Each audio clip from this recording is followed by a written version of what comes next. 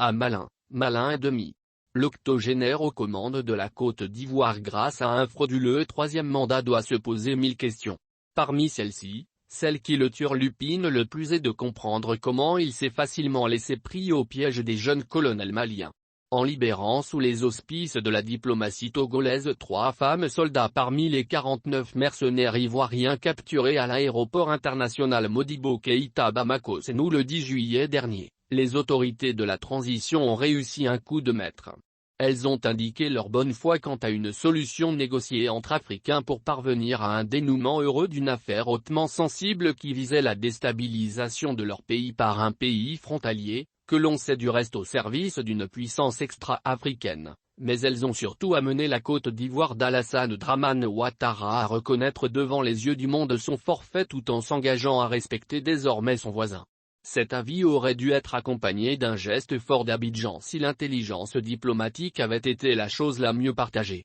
La Côte d'Ivoire aurait pu, entre autres gestes, notifier dans la foulée aux opposants maliens réfugiés sur son sol de quitter le pays puisque, plutôt que de les obliger à un devoir de réserve, elle leur avait laissé la liberté totale de s'en prendre au Mali par diverses voies. L'un de ses opposants maliens, le plus rigolo par eux, Ibrahima Haïné Camara, avait même pu se proclamer désormais président de la transition et envisager de venir prendre ses fonctions au Mali. Le ridicule ne tuant pas, il demeure au bord de la lagune et brillait sans manifester à ce jour la moindre capacité politique de prendre à exercer les plus hautes fonctions au Mali.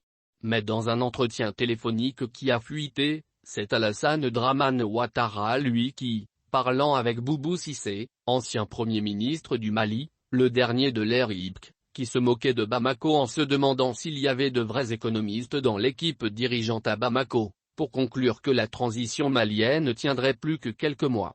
Ce qui, de toute évidence, laissait paraître des complots en préparation. L'affaire des 46 derniers mercenaires déférés devant la justice va ainsi connaître des développements inattendus. La Côte d'Ivoire, qui ne cessait de vouloir culpabiliser le Mali, tenait publiquement des menaces peu voilées, tout en ameutant secrètement l'ensemble des chefs d'État de la sous-région pour qu'ils exercent sur Bamako des pressions qui contraindraient les Maliens à relâcher au plus vite les soldats en captivité car l'affaire est en train de créer des tensions de plus en plus vives dans le pays et contre le président Ouattara et son régime accusé de tous les maux par l'écrasante majorité des Ivoiriens parmi lesquels les activistes et les artistes les plus en vue.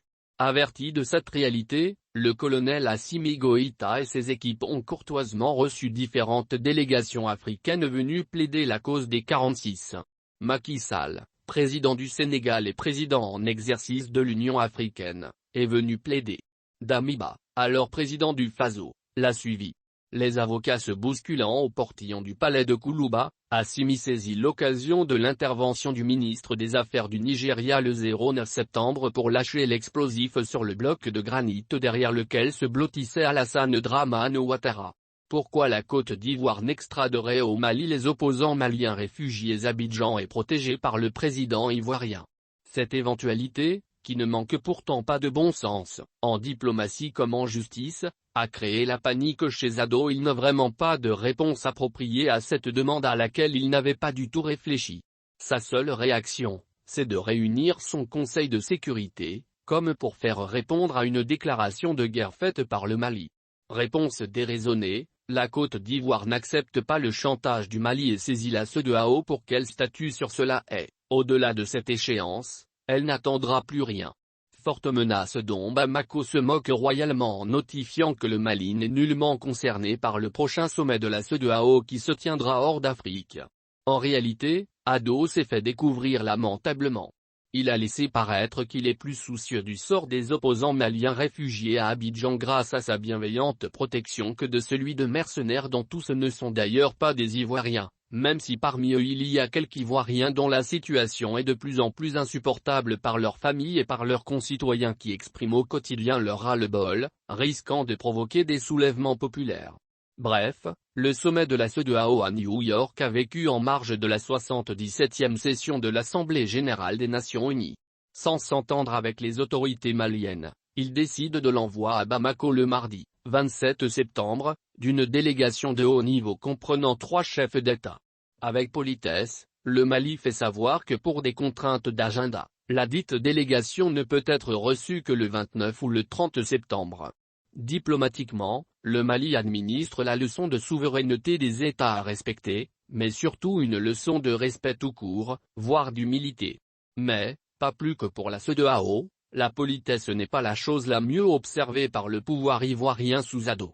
Alors que les chefs d'État sont annoncés pour le 29 septembre, Alassane Dramane Ouattara, qui n'en sera pas à une provocation près ou est-il complètement désorienté, profitant des dispositions sous-régionales de libre circulation des personnes et des biens dans l'espace commun, dépêche au Mali une délégation conduite par le ministre Ali Koulibaly et comprenant des résidents maliens en Côte d'Ivoire. Il n'en avertira pas les autorités maliennes qui notent le manque de politesse et de courtoisie, si ce n'est tout simplement pas un manque d'éducation ou un signe de mépris et d'arrogance, mais ignore la délégation ivoirienne qui se rend librement à Nuoro du Sahel, auprès de la respectable personnalité de Séan, le shérif Bouye, à plus de 700 km de Bamako. On imagine bien ce qu'Ali Koulibaly sont allés faire à Nuoro du Sahel. La méthode favorite d'Alassane Dramane Ouattara, c'est d'offrir des mallettes d'argent, toujours, pour recruter des mercenaires ou pour corrompre des personnalités. Mais il a oublié cette fois-ci deux éléments d'analyse. Premièrement, le shérif de Nuoro est un fervent patriote qui soutient la transition et nourrit pour le président Assimi Goïta des sentiments quasi filiaux. Deuxièmement, le haut dignitaire religieux de Nuoro est le fils de shérif Amaoula, saint homme qui a refusé toutes les distinctions honorifiques et autres largesses de l'administration coloniale française de la période de la Deuxième Guerre mondiale. Pour ces raisons, il a subi d'horribles injustices, notamment de nombreuses déportations loin de son Sahel, pour finir par décéder en France en janvier 1943, où sa noble sépulture se trouve à Montluçon. Il va falloir réclamer à l'injuste et criminelle France le rapatriement de ces dépouilles pures qu'ils viennent reposer, enfin, définitivement dans sa lumineuse cité de Nuoro à l'occasion du 80e anniversaire de son décès en janvier 2023, c'est-à-dire dans quelques 3 mois. Dans la triste chronique de l'agitation de la CEDEAO, de l'ONU et de certains Maliens sous parapluie française autour de l'affaire des 46 derniers mercenaires détenus au Mali, on aura noté que Nana Akufo du Ghana et Adama Barrow de Gambie sont repartis le 29 septembre sans déclaration. La CEDEAO, leur mandataire, a pourtant fait le lendemain, 30 septembre, une déclaration sur la nouvelle situation survenue au Burkina Faso. Allez-y comprendre pourquoi.